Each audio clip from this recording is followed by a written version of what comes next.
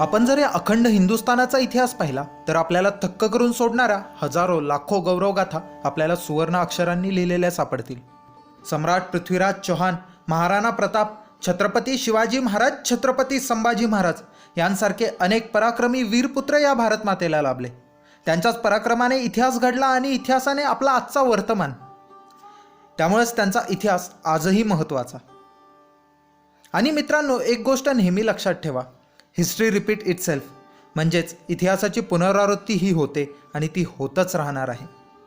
तर या शिवराज्याभिषेक सोहळ्याच्या दिनानिमित्त मी तुमच्यासमोर एका सच्च्या शिवभक्ताची कहाणी घेऊन आलेलो आहे, ज्यांनी कधीही समशेरीला हात लावला नाही तरीसुद्धा दिल्लीचे तख्त हदरवले, ज्यांच्या मधुर वाणीने सह्याद्रीच्या कड्या कपाऱ्या तृप्त झाल्या, ज्यांच्या लेखणीतून शिवचरित्र अखंड हिंदुस्थानात पोचले. स्वतः छत्रपती शिवरायांनी ज्यांना कविराज ही पदवी बहाल केली होती, अशा त्या कवितेच्या राजाचे नाव होते कविराज भूषण. चला तर मग सुरुवात करूयात कविराज भूषण यांच्या रोमांचपूर्ण कथेला. मी सुरुवातीला सांगितलं की त्यांनी बिना तलवार दिल्लीचे तख्त हदरवले. ऐकताना विश्वास बसणं जरा कठीणच. तर ही कहाणी आहे आग्र्यातील, जेव्हा कविराज भूषण फक्त कविभूषण म्हणून ओळखले जायचे. पोटा पाण्यासाठी बादशाच्या दरबारात प्रेमावर कविता करत असत. एके दिवशी नेहमीप्रमाणे दरबार भरला होता. शिवराय नुकतेच औरंगजेबाच्या हातावर तुरी देऊन राजगडावरती सुखरूप पोचले होते. त्यामुळेच तो औरंग्या आजकाल बेचैनसा असायचा. शिवरायांचे ते तेजस्वी नरसिंह रूप त्याच्या डोळ्यासमोरून आणि त्यांच्या त्या हदरवून टाकणाऱ्या डरकायांचे धडे त्याच्या कानावरून आजही जात नव्हते. त्याने अशाच वैतागलेल्या अवस्थेत सर्व कवींना कवितेची फरमाईश केली. तो म्हणाला, हमें क्या सिर्फ खूबियाँ ही खूबी है, हमें भी बुराइयाँ होगी, कोई तो हिम्मत करो और फरमाओ. हे ऐकताच सर्व दरबार शांत झाला. सर्व कवींनी आपल्या माना खाली घातल्या. पण कविभूषण यांच्यासाठीही जणू सुवर्णच संधी चालून आलेली होती. ते शिवविचारांनी भारावलेले वीर रसाचे कवी होते. कुठे पोटा पाण्यासाठी या मुघली दरबारात अडकले होते. कविता त्यांच्या ओठावरच होती. पण औरंगजेब आणि त्याचे कपट हे कविभूषणच काय तर अखंड हिंदुस्थानाला परिचित होते. पण कविभूषण सुद्धा धाडसी होते. 2 पावले पुढे येऊन म्हणाले, आलमगीर बादशाह से हमें अभय पत्र और दरबार में उपस्थित हर एक राजपूत को हमारी रक्षा का वचन देना होगा. तो औरंगजेब उत्साही होता. त्याने कवींच्या दोन्ही इच्छा पूर्ण करण्याचे आदेश दिले. मग काय, कविभूषण यांनी औरंगजेबाचे अब्रूचे धिंडवडे उडवणारी ती कविता भर दरबारात पेश केली.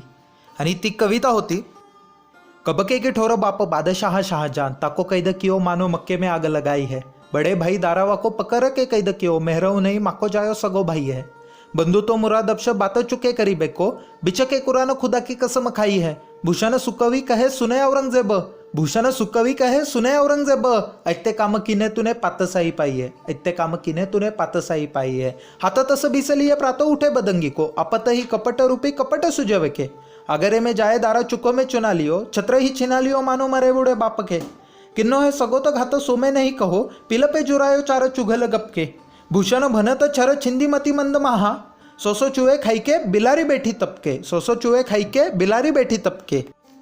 याचा अर्थ असा, तुझा बाप बादशाह शहाजहान त्याला तू कैद केलंस, मक्याला आग लावावी तसे तुझे हे कृत्य. मोठा भाऊ दारा त्याला तू कैद केलंस, पण तुझ्या मनामध्ये जरा पण दया उपजली नाही का रे की हा माझा सख्खा भाऊ आहे म्हणून. धाकटा भाऊ मुराद त्याला फसवण्यासाठी तू तुझ्यात आणि त्याच्यात पाकग्रंथ कुराण ठेवून ईश्वराची शपथ वाहिली होतीस. अरे ए औरंगजेबा, हा भूषण कवी काय सांगतोय ते ऐक जरा. तू अशीच पापी कामं करून ही पातशाही मिळवली आहेस. तू अशीच पापी कामं करून ही पातशाही मिळवलेली आहेस. औरंगजेबा, तू रोज सकाळी उठून ईश्वराची प्रार्थना करतोस, जप करतोस, हे सगळं तुझं निव्वळ आणि निव्वळ ढोंगच. तू स्वतःच तुझ्या कपटाचे रूप आहेस. तुझ्या डोक्यात फक्त आणि फक्त कपटच चालू असतं. तू दारा शिकोला भर चौकात भिंतीमध्ये चिरलास. तू कित्येक सगोत्रांना हत्तीच्या पायी दिलास, त्याची तर गिनतीच नाही. अरे ए औरंगजेबा, तू छटी छंदी आहेस, तू मतिमंद आहेस.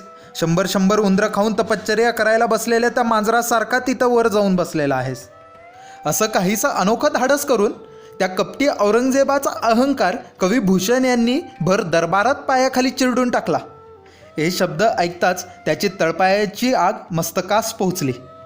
तो नुकत्याच भट्टीतून निघालेल्या गरम सळीसारखा रागाने लालबुंद झाला होता. पण तो करणार तरी काय होता? ह्या अपमानासाठी फक्त एकच सजा आहे मौत. पण ती जर दिली तर अखंड राजपुताना मुघलांच्या विरोधात जाईल हे त्याला ठाऊक होते. म्हणून त्याने रागारागात दरबार बरखास्त केला.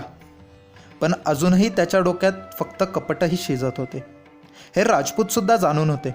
म्हणून त्यांनी कविभूषण यांना स्वराज्याची वाट दाखवली आणि सुरू झाला कविभूषण यांचा स्वराज्याचा प्रवास.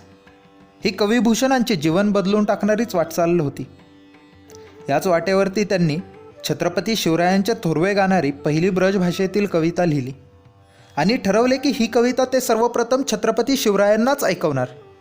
ती कविता होती, इंद्रजिमी जंबपर बादबसू अंबपर रावण सदंबपर रघुकुल राज है पौन बारी बाहपर संबुरती नाहपर जो सहस्त्र बाहपर राम द्विजराज है दावा दुर्गदुंडपर चीता मृग झुंडपर भूषण वितुंडपर जैसे मृगराज है तेजतम अंसपर कन्याजिमी कंसपर त्योमलिच्छ बंसपर शेर शिवराज है शेर शिवराज है.